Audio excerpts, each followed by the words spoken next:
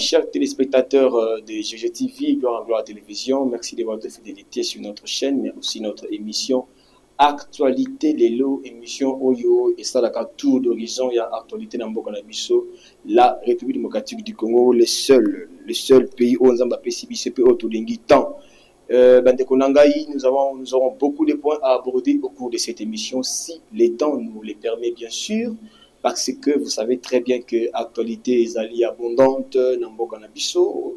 Il y a surtout les acteurs politiques, mais même les acteurs sociaux aussi, qui continuent maintenant à faire des propositions au gouvernement ou bien au chef de l'État, fait ce qu'il dit pour la sortie de la crise sécuritaire dans la partie est du pays, mais aussi ce que nous pouvons considérer comme cette impasse politique où ils allaient régner dans l'arène politique Yambo Nabiso. Ma proposition est ébélé. Aujourd'hui, nous aurons le plaisir de recevoir pour vous à distance à partir des États-Unis par un appel que nous allons effectuer. Moko Bambia et Baimboka, mais Oazoko Evolué Kuna, qui est acteur politique aussi majeur de notre pays. Il va nous parler de sa proposition, ou bien de ses propositions, ce que le gouvernement peut faire en ce moment pour que, n'est-ce pas, et puis Mboka Ezalamalam. On a aussi de l'autre côté Madame Marie-Josée Ifoku qui a proposé un plan de sortie de la crise. Selon elle, il faudrait mettre en place un gouvernement de crise. Un gouvernement de crise où il faut la mise en place et puis après quelques critères. Le Lengeni il faut Ezala. Donc on va voir si on aura aussi Madame Marie-Josée Ifoku, mais si été prochainement, on pourra voir comment est-ce qu'on peut aussi entrer en contact avec elle pour la Bolamouya émission Nabiso et Kendeliboso Actualité Lelo. Et avant tout, il y a d'abord une information Ezali très capitale. Donc Ezali sommet SADC EAC et ça doit se tenir le samedi sommet SADC EAC. Et puis le président Tshisekedi et Paul Kagame sont entendus dans le sommet. Donc ça vraiment sommet, il y a pas grande réalité, il y a comment je peux dire, pas grand défi où il faut tout ça causer la mingi parce que vous savez très bien, chers téléspectateurs de Gloire en Gloire Télévision, la SADC avait affiché une posture il y a pour soutenir RDC jusqu'au bout, alors que Bourandaki et assez Basalaki réunion na bango et basenga qui na gouvernement congolais plutôt à soit langue à dialoguer na opposition bon bien sûr opposition armée M23 et tout consort on les a qui point de vue à EAC. Donc réunion au Kosama na Tanzanie à Dar es Salaam et Kosama le samedi réunion wana était par grands enjeux politiques. C'est vraiment une réunion de grands enjeux politiques. Oyo Paul Kagame à cause de la wana, Félix Tshisekedi Tshilombo à cause de la wana, et puis on a Batuya Sadek par exemple Panziwana, Batuya Yassi par exemple Panziwana. Donc on va voir ce que un espoir va donner cette réunion là. Et cause de la samedi, je sais que Malem toko ma samedi, l'autre ça mardi, toko ma samedi Malem et puis on va voir et là on est comme il y a réunion wana parce que d'après le communiqué, le président Tshisekedi serait prêt et Paul Kagame aussi serait prêt de venir dans la réunion. Alors, il faut oser à ceux qui n'y comment la réunion joue en Rwanda. Il y a une autre formation avant que tu n'as pas sujet il y a jour. Tozali na au moins 20 morts. 20 corps de victimes de la guerre retrouvés dans le territoire de Niragongo. Chers amis, chers téléspectateurs de Gloire Télévision, M23 bon salamoussala makasi na mboka na biso yama be Banzoto Mususu, je ne sais pas sûrement, na Goma, il doit y avoir même des fausses communes. C'est-à-dire, bateau, Bomaki Bango, Kundi Bango, réalité Kobima, et le gouvernement de la République, tel que vous le savez très bien, a ouvert 6 fronts, plusieurs fronts, au Bunda, pour que la RDC puisse gagner cette guerre. Le gouvernement est en train de recenser les éléments. Oui. Gouvernement a besoin de soumis travailler nuit et jour, recenser les éléments pour que la vérité ait s'éclaté. Vérité de la ratétu. Quel que soit dirait à Boulaboutou, un jour, moi et Kobima. Oui, moi ekobima. Moi ekobima pour la Congo. Moi ekobima pour la bana ya Goma, pour la bana Nord Kivu, pour la bana Sud Kivu. Moi ekobima pour la Congolais nyonso en général. 20 corps retrouvés dans Niragongo. Et ça passe peu mawa. On a encore la vie qui reprend timidement au niveau de Goma après la prise, sa prise par les M23. Bon, on ne sait pas qu'est-ce qui se passe réellement.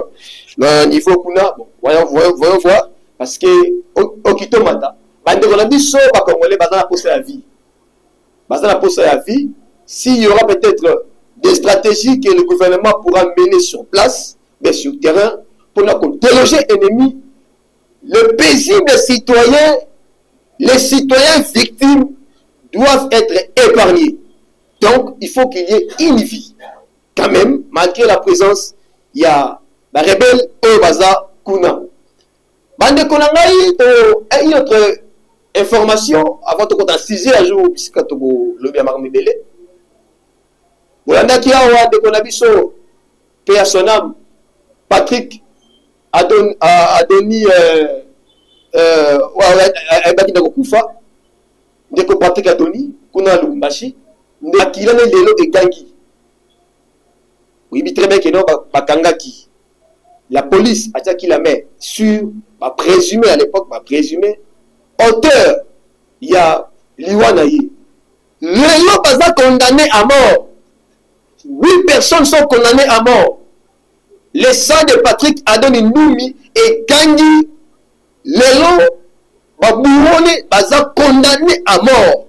Et je pense que cette condamnation doit servir d'exemple pour d'autres personnes, d'autres malfaiteurs. Ma réseau malfaiteur, on va coopérer, ma réseau terroriste, on va coopérer pour faire mal à la population. Nous sommes tous des Congolais, mais je ne comprends comment est-ce que mon tema moutou et quand tu causes à ma petite niveau, quand on va déconner Congolais, bon, 4 na machette. Et le lot va aller condamné à mort. Si ça ne dépendait que de moi, et bien, on va exécuter. En plein air, pour qu'il ait servi dans les sons de Bandek Oyo, Bali, Kosa Babousso Bawana. Il y a beaucoup de vies qui sont mais peut-être Babouro, Babatama. Et ça, ma caméra, quoi, ma paix, personne n'y va déconner. Il y a gloire en gloire télévision, et c'est un guérito changé, ma comportement la biseau. Et ça, on l'a monté. Vous voyez très bien les sous que, comme j'avais dit dans la émission, nous avons un Congolais de l'étranger qui a fait quelques propositions. La diplomatie, d'ailleurs, sa tribune a nommé en gros la diplomatie congolaise est-elle au bout du rouleau? Et puis a fait quelques propositions. Naninga avana kota na détail ya makambo oyo, to benga mo mukolo texte. Ayebisa biso nini oyo alingi aloba concrètement quand nous retrouvons que non, la diplomatie congolaise est-elle au bout du rouleau? Nous savons bien que nous sommes ici au Congo pour pas faire prendre des connexions, surtout là où je suis. On va tenter, si la connexion va passer, s'il recevait l'appel, nous allons discuter. Si ça ne marche pas, on va revenir sur ces plateaux et puis on doit continuer parce qu'on a beaucoup de choses à dire. Et déjà, je vous rappelle, il y a notre numéro qui est là, plus 243 82 38 28 138. N'hésitez pas de contribuer à l'émission, soit par appel, WhatsApp, ou bien message WhatsApp, texto, bien appel normal. L'émission est en direct. Nous sommes en direct sur GTV, Gloire à Gloire Télévision. Nous allons tenter d'appeler le professeur Joël Ngoïchiso. Tolokasi, réellement, il est en ligne et puis on va lui poser les questions Oyo Tozanango. Est-ce qu'il est en ligne? Oui, il est en ligne. Allô, allô, bonjour, monsieur, docteur, professeur Ngoïchiso. Vous êtes en direct de Gloire à Gloire Télévision, ici à Kinshasa. C'est l'émission Actualité Lelo. Pana Imbo Kabali Kolo Kabino. Par rapport à plein d'abinons sortis à Christ, Moni Bossalaki Tribune, aux diplomatie congolaise, est-ce que ESA au bout du rouleau? komonisa ndenge nini mboka na biso Congo RDC elingi yokana na mokili mobimba. Président de la République na affaires étrangères bazali kokende ntango nyonso na Union européenne, ntango nyonso na Union africaine, ntango nyonso na Nations Unies mpona kosenga basanction contre le Rwanda na ndenge baza kobundisa mboka na biso. Na mokolo ya lelo, surtout après mokolo ya le 25, le 26, le 27, eza kolakisa lokola ete diplomatie wana eboti nguma te, parce que bamboka oyo nyonso mipaya bazali kolaka ete bakozwa sanction, mais ezali kaka na maloba. Makanisi na biso sikoyo ezali eske mokonzi ya mboka affaires étrangères bakoki lisusu kaka kokende nzela wana oyo tosi tolandi bambula na bambula tozwi nguma te. Yango wana na kati ya tribune na biso toye na baproposition eza koloba ke au lieu que mboka na biso ekendeke kosenga kobondela mpona basanction, biso moko na mayele na biso na makanisi na biso ya ekonomi tozali mpe na baproposition oyo ezali nde basanction biso tokoki koimpose bango mpo ete bayeba ete tozali mboka makasi, tozali mpe mayele makasi, tokoki mpe kotambusa bango na makolo mpe na bangelo na bango ndenge balingi basala biso. Mais docteur, la situation actuelle économique de la RDC, jusque-là, parfois, nous dépendons toujours de l'extérieur. La Banque mondiale, les Fonds monétaires internationaux. Vous ne voyez pas que non, lorsque le gouvernement a activé machine, il y a des sanctions vis-à-vis de nos partenaires internationaux, nous serons de plus en plus affaiblis. Ndeko na ngai totika kobanga banga mpe kotia obstacle liboso na biso, kozanga kozwa biloko ya Fonds monétaire international na Congo ebanda lelo te. Ngai nazali na 65 ans, nayebi régime ya Maréchal Mobutu bapimelaka biso biloko ndenge na ndenge, tokufaka te, mboka mpe ekufaka te. Tango muzele Laurent Désiré Kabila azwi bokonzi azwaka aide ata moko te, tokufaka te, mboka mpe elimwa te. Même tango Kabila Joseph azalaki na mokonzi azalaki na aide ata moko te. Président de la République Tshisekedi ameki kokende kosenga, mais aide oyo toza kosenga ou bien kobanga ke tokoya kozala na pasi makasi ekomisa biso bawumbu te. Ndenge Kabila Laurent Désiré Kabila asalaki pendant 2 ans à gérer mboka na revenu ya pays. Président Félix pa akoki kosala yango au lieu ya kobondelaka mboka bazoba to ba esclave. Bon, il y a une question par rapport à Apple, donc produit à Apple, par téléphone à Bangoana. Mais il y a aussi, j'ai vu les outils économiques, mobile suspension de vol. Il y a ma compagnie aérienne, Air France, SN, Kenya Airways. Tout le monde tu as fait son bilan historique bouquet. La temps de Maréchal Mobutu a na pouvoir. Bitumbana Belgique na France ezalaka tango nyonso. Azali kokende kobondela bango te. Kaka soki ebimi ye pa lobi sabena ekoya susu na Congo te. Soki ebimi alobi Air France ekoya susu na Congo te. Naza koyebisa yo naza moto ya génération wana ekoleka une semaine te Belgique to France balobi te tofanda na mesa tosolola tobongisa likambo mpo bavole ezonga. Qu'est-ce que ça veut dire?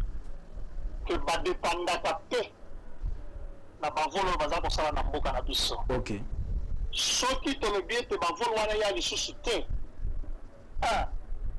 misala ya bato na bango mingi ekokufa, bato wana bakende koleleka na bango bakotungisa bango. 2, bato ya mboka na bango mpo baya epa na biso directement bakoya lisusu te, bakobanda kofuta bavolo ya bakompani mosusu mpo baya mondele alingaka likambo wana te. Biso moko mpe tokozanga eloko te mpo soki tolingi tokende na mikili na bango tokoki kozwa Qatar Airways, tokoki kozwa Ethiopian Airlines to bakompani mosusu tokoma epa na bango. au moins ekotinda message et mboko oyo tokanisaki baza mayele te baza pe na mayele ya kofaire subir biso ata bakosubir eloko ya makasi te mais il faut toujours leur faire sentir. Napesa exemple moko Burundi aza na basanction bambula ebele na ebele Oui. amilelaka te abondelaka bango pe te bakufa pe te bakendeke mpe bamboka bapoto na bavio mosusu sanction ya mibale tosengaki oyo ya apolo olobi ezali basymbole apolo lelo oyo l'état congolais kutu afundi ye na europe mpo aza kofinanse bitumba mpo minere elongwaka na mboka na biso a partir ya rwanda ekende mpa na bango soki otie bango na procès eloko nini epekisi yo kopesa symbole signe oyo ekolakisa ete ozoyokana na bango te nayebisi yo mpe tozali awa na états-unis bachinois basalaka telefone moko bobengaka Huawei. Ok, Huawei. Huawei etekamaka awa te mboka états-unis eboya etekama awa mpona kosanctionne bango na bitumba baza nango soki deja na niveau wana baza kosala ezosimba ndenge nini kokosimba na mboka na biso te namonaka baministre na biso soki bakoti réunion motu nyonso akofongola ipad na ye motu nyonso akofongola iphone na ye eloko nini ekopekisa gouvernement na biso mpona komanifeste mécontentement ke batia na biloko wana pembeni ekopesa courage na bana mboka mpo bakomona ete gouvernement aza kolakisa mécontentement bango mpe bakofanda bakokanisa balobi ete bongo soki Congo esali boye mboka mosusu ya Afrique elandi mboka mosusu ya Afrique elandi tokosuka wapi. Avec ces symboles le Congo peut commencer à avoir une diplomatie dont elle est elle-même qui impose les sanctions plutôt que d'aller mendier les sanctions contre le Rwanda qui n'arriveront pas ou qui n'arrivent toujours pas. Merci, docteur. Du côté, ok, allez-y. Oui, allez-y. La côté consulaire. Oui, consulaire, on va y revenir parce que j'ai encore une autre question par rapport à la taxe, par rapport toujours à l'outil économique. Vous avez dit que le gouvernement congolais, il faut imposer taxe qu'on a entreprise occidentale, taxe à Benguero, taxe effort de guerre. Explication la bio. Mwana mboka nakoki koyebisa yo ke bisika nyonso bitumba ya minene ekimaka gouvernement atiaka taxe oyo babengi effort de guerre. Oui. Ça veut dire que mutu nyonso oyo azali na kati ya mboka wana asalaka mosala to asalaka commerce il faut amema un moyen extra mpona kopermettre gouvernement azala toujours na makoki ya kofinancer guerre. Banda guerre oyo ebandaki nanu nayebi gouvernement na biso esengi contribution ya makasi te qui permet que les entreprises étrangères, les commerces, les travailleurs participent à l'effort de guerre. Le coût de Bitumba Oyo ezali concerné les minéraux. Et que la carte ya mboka na biso ba mboka nyonso wana kutu ezobundisa biso ya Union européenne ya Amérique bazana ba entreprise oyo baza kosala minéraux wana na Congo. Oui. Et kozala malamu ko imposer bango taxe pour l'effort de guerre. Et là, on a une taxe qui l'État imposé à moi. Et là, on a les bosso, ma société, on a ça la bénéfice, on a quelque part à Bango. Ce qui m'a dit bénéfice, Bango, Bango peut recevoir une taxe et qu'on permettre Bango de pas continuer à continuer dans le monde, on a Kigali, et Kigali a rebondi sa mission. Et là, on a mis ça et qu'on réduit. Misala na bango na kati ya mboka na biso comme ça et qu'on permettre au gouvernement à renégocier to bango tango komona pasi wana ya taxe bakende koyisa na mboka na bango ke makambo bozosala na Congo yango sikoyo komonisa biso pasi tango bango komatisa baprix ya matière première oyo bazotekela bango biloko na bango mpe matitalo ekoblige bango bazonga na table de négociation pour être likambo ya bitumba et sila. C'est une taxe qui se pratique dans beaucoup de pays que notre gouvernement jusqu'aujourd'hui n'a jamais exploité. Aux Akuna na Kisasa, tala ba hôtel et tongami na ba étranger. Tala ba et tongami na ba étranger.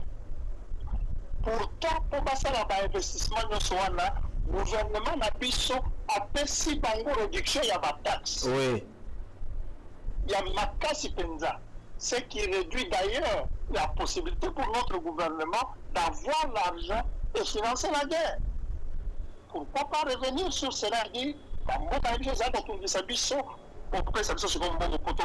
oui. Dès que vous le mettez devant cette situation, bango na bango pa kotuta na mitu. Bango na bango pa kolobaki makambo yeli biso makasi tozonga tokende koyokana. C'est très capital.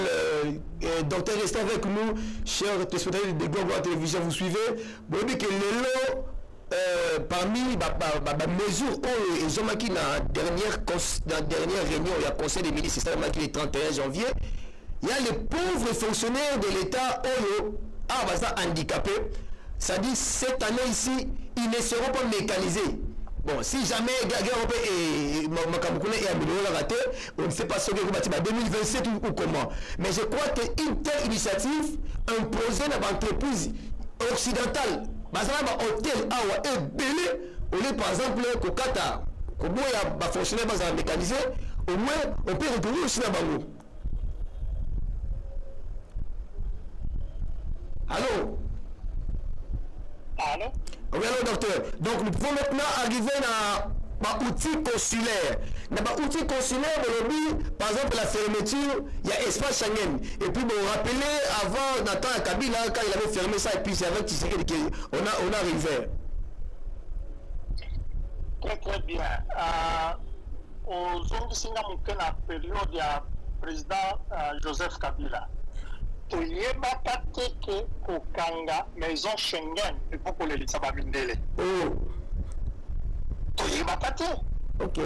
Kaka yemo muto yebaki. Tongo etani balobiete maison Schengen na Kinshasa est fermée. Ndeko to bandeko bayoki toyoka bamindele balela et comment likambo ya négociation. Bon fongo la maison Schengen. Bon fongo la maison Schengen. Joseph Kabila avait bien à côté. Ok. Au bango pe batungisi mingi. Tika pe atungisa bango. Ya solo batungisa maki. Ti mukolo président Félix aye kozwa pouvoir na ba discours na ye ya ebandeli eloko basenga kiye asala pona konakisa ete azozongisa relation na bamindeli c'était réouvrir la maison Schengen. Tango bafongoli maison Schengen batu nyonso basepeli na poto na Ceci nous montre que c'est un instrument très efficace où le président de la République aujourd'hui et le gouvernement peuvent l'utiliser parce que comment ça n'a été, maison Schengen c'est l'Union européenne. Oui, exact. L'Union européenne est qu'elle signé contrat à la minerai nationale à Rwanda alors que Rwanda c'est la minerai Wanate. La bonne réponse c'est de dire pour l'Ingata Bisote, nous avons le pays Kangama. Ok. Ça va leur faire réfléchir. C'est très efficace. Mais en même temps, tant que ma maison est en confondre, ma maison est en mot cannabis, il y a des choses que il y a parfois le qu'on a travaillé, le qu'on a agent d'ambassade, nous avons agent de sécurité. Ok. Agent de sécurité. Tant que tu peux réduire ma venue, tu peux réduire les possibilités là-bas, il y a des informations en mot cannabis, même en mot cannabis.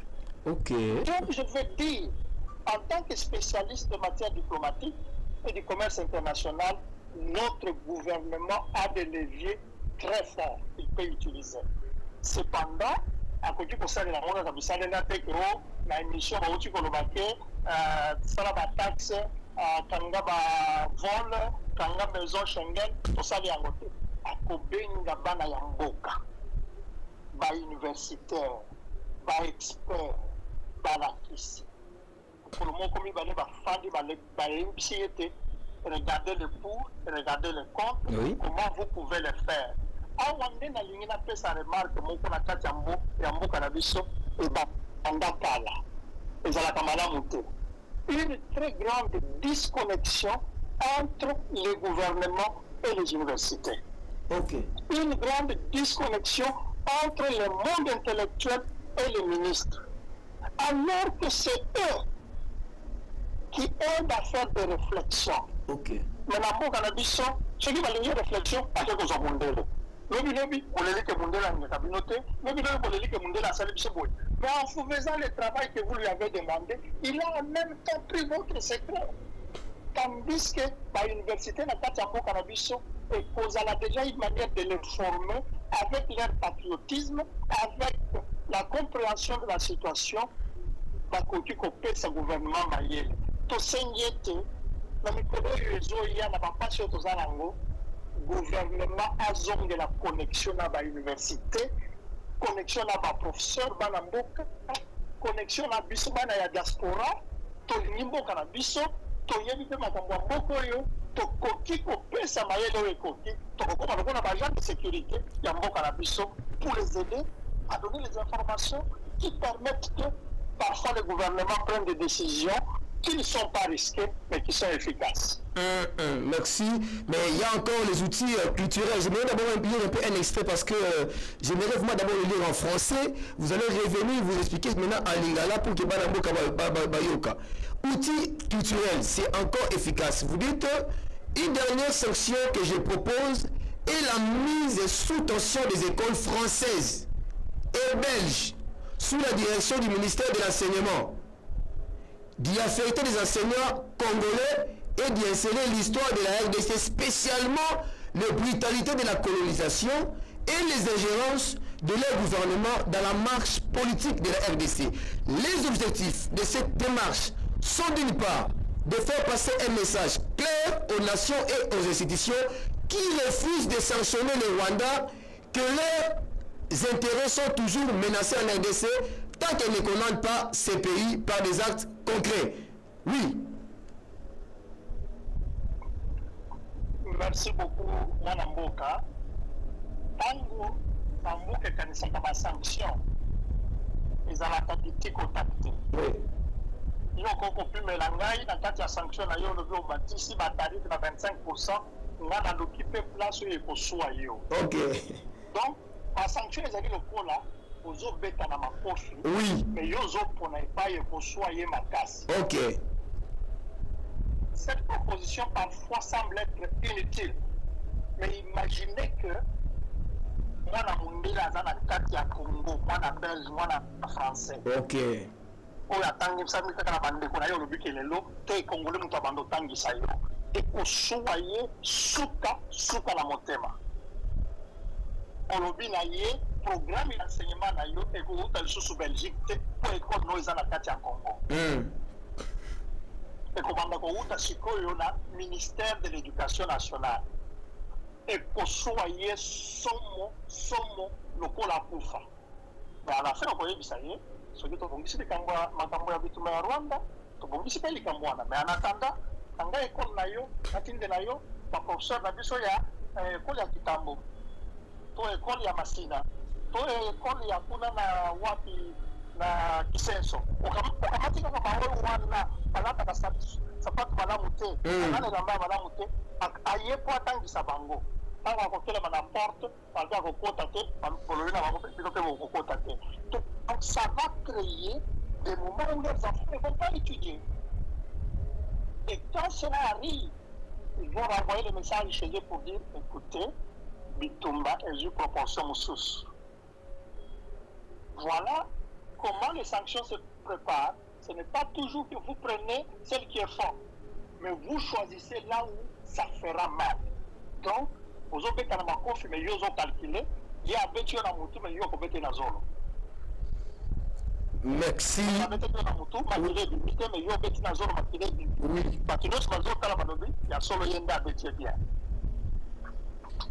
Mais il y a un dernier message à envoyer à la destination d'abord de la jeunesse, parce qu'il y a parfois des jeunes qui sont manipulés actuellement ici au Congo, surtout avec l'option des rebelles là, donc ils sont très manipulés.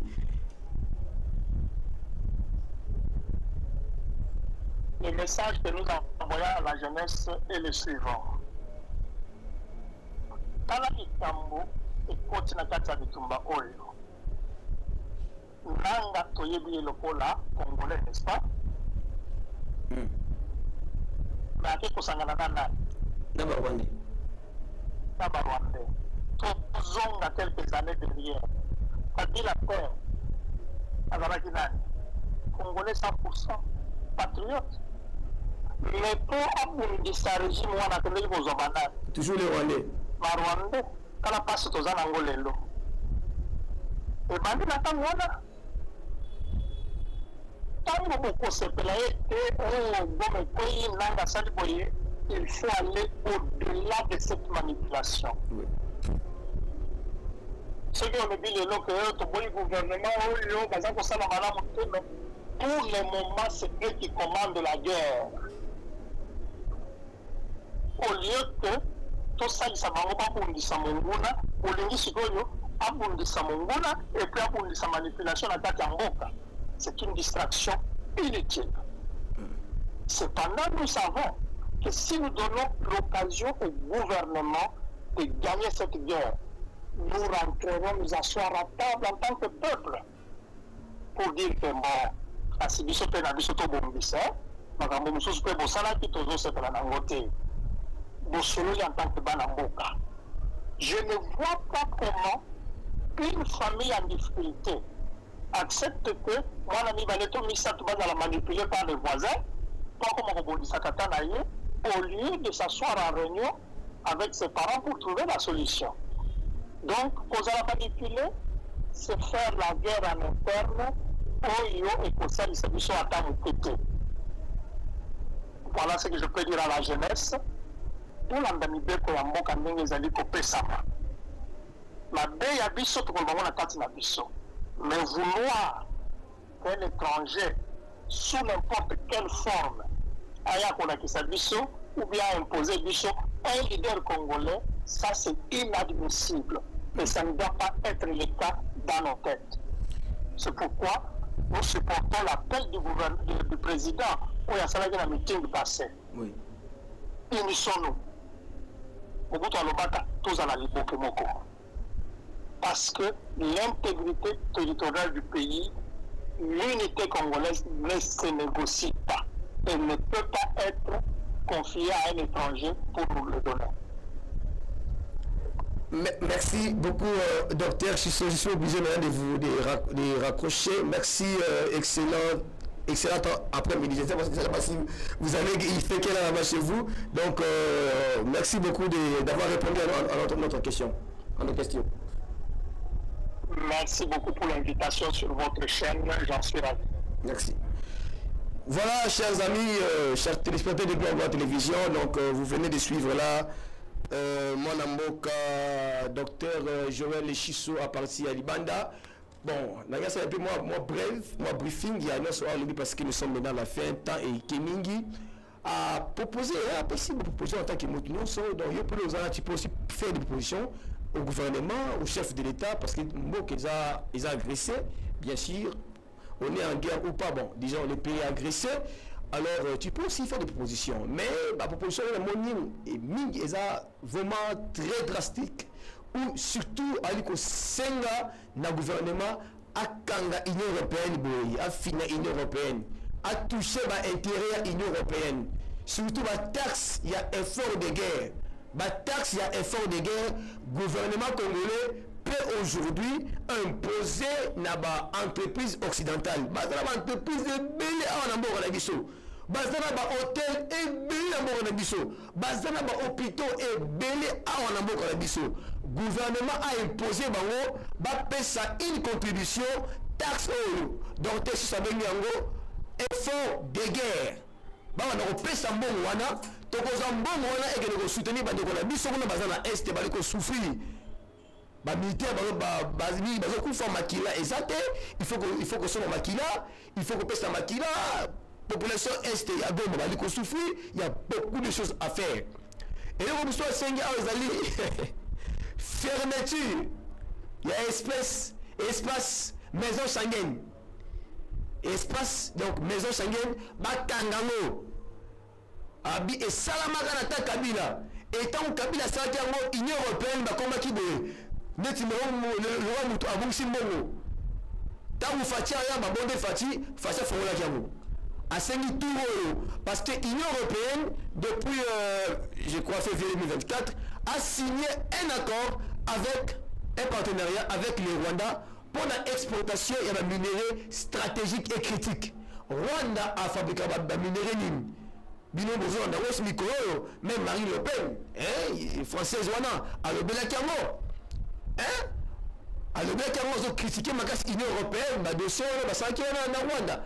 Le autant bataille dans le niveau Est. Donc, plus de 30 ans de guerre, plus de 12 millions de morts, c'est assez. C'est assez et nous sommes fatigués. Les Congolais sont fatigués.